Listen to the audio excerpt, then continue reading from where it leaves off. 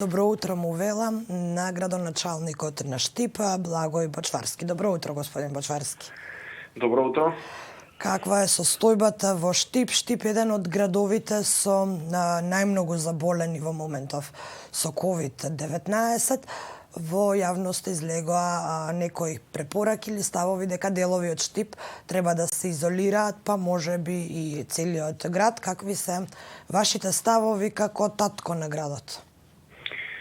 Па вака, вчера во текот на целиот ден имавме координации со Централниот кризен штаб, но и состанок на Општинскиот кризен штаб, каде што имаше и представници од Министерството за здравство на единствена тема ново настанатата состојба со зголемувањето на бројот на ново заразени.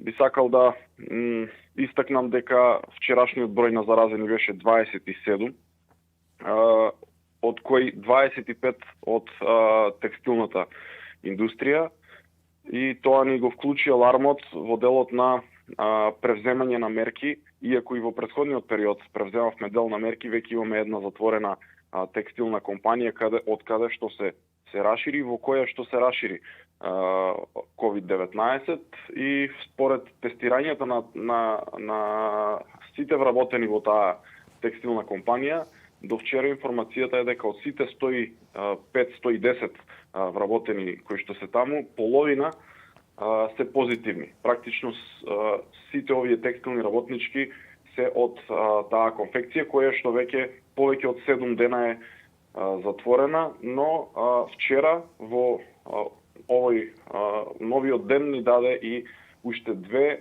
текстилни работнички од две други конфекции, така што нашиот предлогот на Општинскиот штаб заедно во координација со Централниот кризен штаб беше да се затворат 5 конфекции и да одат на масовно тестирање вработените од овие 5 конфекции, кои што во две веќе има случај, а во другите 3 нема случај, но биле во некаква корелација во дел на превозот и така натаму. Така што веќе од денеска започнува со строго утврдена динамика тестирањето на овие луѓе, и вчерашната главна мерка беше таа, иако јас веќе кажав дека мојот став е јасен, дека сум против во овој момент да се воведе повторно поригорозна мерка во делот на блокада на градот, карантински пристап би рекол, и затворање на сите влезови и излези од градот или полициски час, например. Повикуваме на сериозност од сите граѓани, од сите институции, и сметам дека во овој момент оваа мерка која што ја преземавме вчера ќе ги даде резултатите, и ги очекуваме резултатите со таргетирање на проблемот таму каде што е. Бидејќи затворањето на целиот град од 50.000 жители може да значи да донесе други непријатни последици за граѓаните, за економијата, и токму поради тоа со сите стручни лица, наши експерти од државата, со сите разговори донесовме ваков став и го предочивме на Централниот кризен штаб, заради тоа што сметаме дека во овој момент е престрога мерката карантин за целиот град и може да има и многу други непријатни последици. Така што во овој момент е тој став, но доколку продолжи да се шири вирусот и доколку чувствуваме дека се уште не се почитуваат одредени мерки, дека се шири од најразлични причини, не навлегувајќи кои се причините за ширењето, тогаш апсолутно следната мерка ќе биде карантин или полициски час повторно и блокада на градот и на поголем број на граѓани. Верувате на совеста на граѓаните со оглед на тоа што се видовме во изминатиот период и на сите масовни прекршувања, така ќе ги наречам, на неколку локации? Верувате дека граѓаните совесно ќе се однесуваат во овој период и кога немаме полициски час? Видете, секогаш имаме позитивни примери во нашето општество, имаме и негативни примери. Имаме луѓе кои што целосно ги почитуваат мерките и препораките, посебно во моменти кога проблемот им тропа на врата кај нивните комшии, кај нивните роднини и пријатели, и тоа го гледаат, и тогаш гледаме зголемување на будноста кај граѓаните.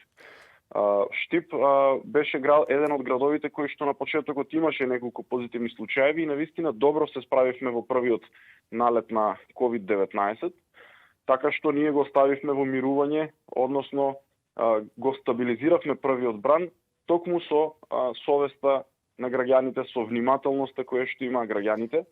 Но веднаш после одреден период, кога имавме 13 дена без нов случај, тогаш веројатно настана и опуштање кај граѓаните и видовме дека проблемот може повторно да се јави со уште по силен бран, така што можам да кажам дека да не генерализирам, но секогаш има примери кои што се за критика, но и примери за пофалба. Ние немаме во кој друг да веруваме, освен во народот, бидејќи болеста е таква и не можеме само Министерството за здравство или само владата или само општинскиот штаб да го спречи ширењето на вирусот. Овде мора целосна акција од сите општествени чинители, токму поради тоа се сите апели и да бидеме внимателни со цел да се стави под контрола овој вирус.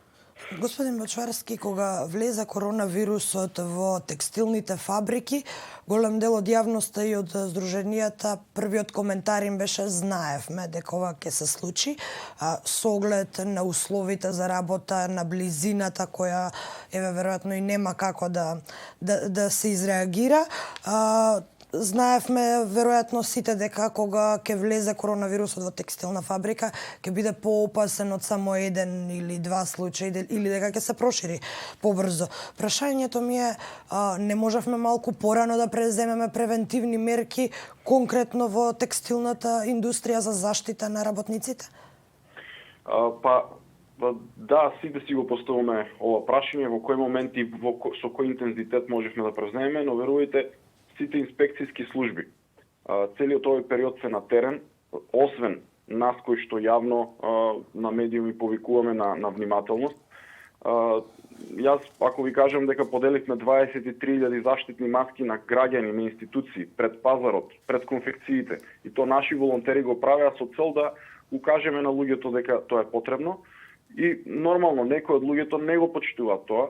Превозот е организиран така да сите вработени навреме стигнат на работното место со одреден број на автобуси кои што се во оптек, и тука се јавува поблизок контакт, но вчера имавме повеќе контроли во автобускиот превоз во градот, каде што видовме и случаеви на превоз на повеќе луѓе, но сите носеа заштитни маски. Тоа значи дека и во такви случаеви, ако граѓаните се заштитат, нема да може да дојде до ширење на вирусот, но ако го направиме, оваа анализа во претходните денови, апсолутно имаше примери кога не се почитуваше. Тоа значи дека кога кризата е далеку од нас или кога мислиме дека е готово, тогаш навистина може да излезе состојбата од контрола. И како еден пример само, за еден од случаевите од новозаболените, дека што ја добив како информација, дека е жената заразена не на работа, туку со нејзина пријателка од друга конфекција на приватна средба. Практично не можеме ние до крај да знаеме кога и каде би се проширил овој вирус, и заради тоа се апелите да бидеме внимателни не само на работните места, туку и надвор од нив. Инаку јас имам секојдневна комуникација со Сдруженијата на граѓани, со Гласен текстилец, кој што исто така работи во целосна поддршка на овој процес и стопирање на COVID-19, и заедно укажуваме да се почитуваат сите препораки и мерки со цел да не дојде до поголемо ширење во градот. Инаку, затворање на сите конфекции